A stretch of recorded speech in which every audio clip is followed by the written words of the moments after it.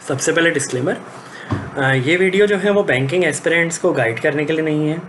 This is just made for fun और please इसके basis पे अपना करियर डिसाइड मत कीजिए।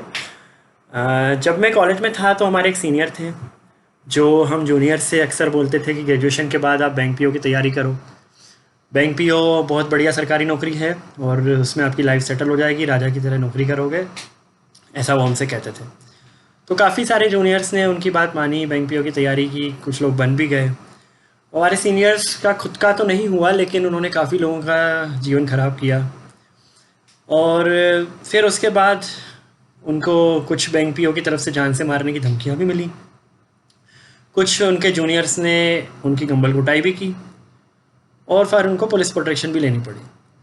तो यहाँ बैंक की जहाँ मैं बात कर रहा हूँ तो बैंक से मेरा मतलब सरकारी बैंक से है। सरकारी बैंक वो बैंक होते हैं जिसमें शेयर होल्डिंग को छोड़कर और कुछ भी सरकारी नहीं होता। कुछ लोगों ने को ये मिथ फैलाते हैं कि बैंक की नौकरी एक सरकारी नौकरी है, लेकिन सिर्फ गवर्नमेंट स्कीम्स में लोन देने से और जनधन खाते खोलने से कोई नौकरी सरकारी नहीं बन जाती। बैंक की नौकरी उतनी ही सरकारी है जितनी कि नॉर्थ कोरिया में डेमोक्रेसी। कुछ लोग ये भी अफवाह उड़ाते हैं कि बैंक की नौकरी में वर्क लाइफ बैलेंस है। तो बैंक की नौकरी में उतना ही वर्क लाइफ बैलेंस है जितना कि फिल्म मिशन मंगल में साइंस था।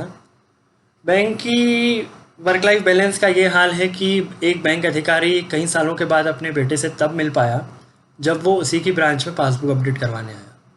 बहुत सारे बैंक कर्मचारी बैंक के हड़ताल के बाद टाइम पर ही अपनी फैमिली से मिल पाते हैं, और जिनकी पूरी सर्विस में कोई बैंक हड़ताल नहीं होती वो तो रिटायरमेंट पर ही अपनी फैमिली से मिल पाते हैं। पर जब आप बैंक की तैयारी करते हो, जब मैं बैंक की तैयारी करता था तो ऐसा लगता था कि ये बहुत बड़ा एग्ज़ाम है, बहुत टफ है और एक अचीवमेंट होगा अगर मैं क्लियर कर लूँ तो, और सोसाइटी में रिस्पेक्ट मिलेगी, इज़्ज़त मिलेगी। लेकिन जब मेरा बैंक पीओ क्लियर हुआ तो मेरी इज़्ज़त नहीं बढ़ी, बैंक पीओ की इज़्ज़त गिरी। क्योंकि लोगों ने कहा कि आजकल एग्ज़ाम में वो लेवल नहीं है, एग्ज़ाम में वो कंपटीशन नहीं रहा और हर कोई भी एरा गिरा मुँह उठा के बैंक पीओ बन रहा है। इनफैक्ट मुझे देख के काफ़ी लोगों को इंस्पिरेशन मिली कि अगर ये इसका निकल सकता है तो हम भी ये एग्ज़ाम क्लियर कर सकते हैं। फिर बैंक पीओ में जब आपका सिलेक्शन होता है तो आपकी पोस्टिंग से पहले आपकी एक इंडक्शन ट्रेनिंग होती है, और उस इंडक्शन ट्रेनिंग में आपको इतना ज़्यादा चढ़ाया जाता है कि आपको लगता है कि देश की इकनॉमी आप ही के चारों तरफ घूम रही है।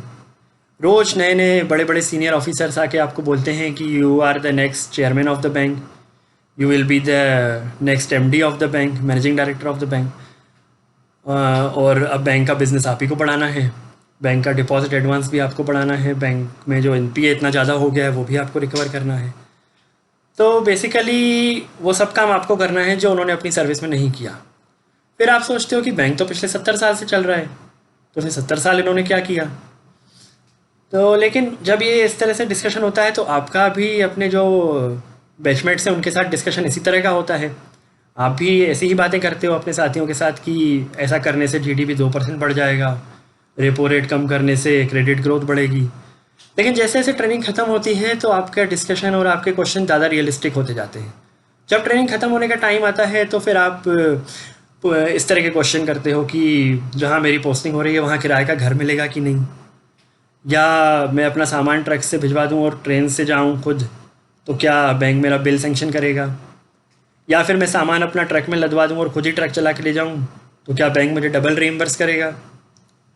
और इस तरह से जब आप अपनी ब्रांच पहुंचते हो पहले दिन तो बैंक का सारा स्टाफ और इंक्लूडिंग ब्रांच मैनेजर आपको एक बकरे की तरह देखता है और कि ये प्रोविज़न पे आया है और इससे अपना सारा पेंडिंग काम हमें करवाना है।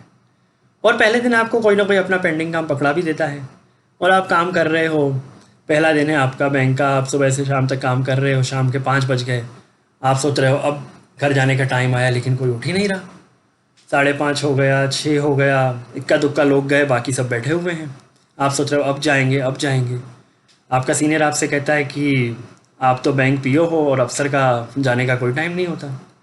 अब आप सोच रहे हो कि आपका पहला दिन है, आपको घर भी देखना है, घर बेड वगैरह लेना है, गद्दा कंबल और घर का सामान थोड़ा बहुत लेना है, तो आप और वेट करते हो। थोड़ा 7 बज जाता है तो फिर आप फाइनली ब्रांच मैनेजर के पास जाते हो। अब ब्रांच मैनेजर भी ऐसे बैठे हुए हैं कि अब वो अगले 4-5 घंटे तक कहीं नहीं जाने वाले। तो आप ब्रांच मैनेजर आपसे आपका हालचाल पूछता है और फिर वो आपको बताता है कि ब्रांच की हालत कितनी ख़राब है और ब्रांच में कैसे सब लोग निकम्मे हैं और कोई काम नहीं करते, और इसलिए अब वो सारा काम आपको करना पड़ेगा। ब्रांच मैनेजर आपको बताता है कि उनकी आपसे क्या एक्सपेक्टेशन है, वो आपको भविष्य में कहाँ देखते हैं, और उधर आप सोच रहे हो कि आपको डबल बेड लेना चाहिए या आप अभी गद्दे से ही काम चलाओगे। तो कुल मिला के आधे घंटे तक आपके भविष्य को लेकर और बैंक के भविष्य को लेकर ब्रांच मैनेजर आपसे बात करते हैं, और फाइनली आप कहते हो सर कि मुझे जाना है, घर ढूंढना है, मुझे जाना है अभी। तब ब्रांच मैनेजर का ये सुनते ही दिमाग ख़राब। ब्रांच मैनेजर आपसे कहते हैं कि मैं यहाँ तुम्हारे भविष्य को लेकर बड़े बड़े सपने देख रहा हूँ और तुम अभी भी ये घर और गद्दे जैसे मटीरियलिस्टिक चीज़ों में लगे हुए हो। जाओ जाओ, तुम जाओ घर, तुमसे नहीं हो पाएगा। ऐसा बोल के ब्रांच मैनेजर आपको भगा देता है, और इस तरह से आपको ब्रांच से निकलने की परमिशन मिल जाती है। लेकिन 2-3 दिन या कुछ दिन काम करने के बाद ही आपको समझ में आ जाता है कि आपका जन्म बैंक पीओ बनने के लिए नहीं हुआ है। आपको तो आईएएस बनना है और देश की सेवा करनी है, क्योंकि आप ऐसा मानते हो कि देश ज़मीनी स्तर पर जो देश में और समाज में जो बदलाव लाना है वो बैंक की नौकरी में नहीं हो सकता, वो आईएएस बन के ही हो सकता है। और ऐसा ही आप अपने दोस्तों और फैमिली को भी बोलते हो। और फिर आप 2-3 साल यूपीएससी की तैयारी करते हो।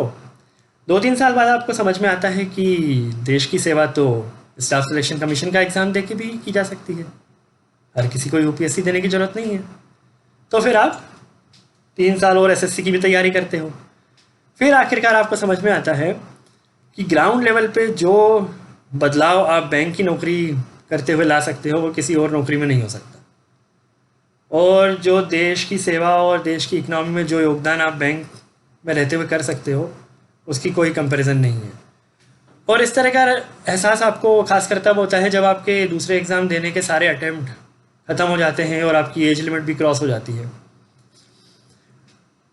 लेकिन इसका मतलब ये नहीं कि बैंक की नौकरी आपके लिए अच्छी नहीं है। बैंक की नौकरी आपके लिए एकदम परफेक्ट है यदि नंबर 1 आपकी कोई फैमिली लाइफ नहीं है, कोई सोशल लाइफ नहीं है, और ना ही फ्यूचर में आपकी फैमिली लाइफ की या सोशल लाइफ की कोई ऐसी प्लानिंग है। एंड नंबर 2, डिपॉजिट पर 1% इंटरेस्ट ज़्यादा लेके और लोन 2% इंटरेस्ट पे कम पे लेकर अगर आपको सच्ची खुशी मिलती है तो बैंक की नौकरी ही आपके लिए परफेक्ट है।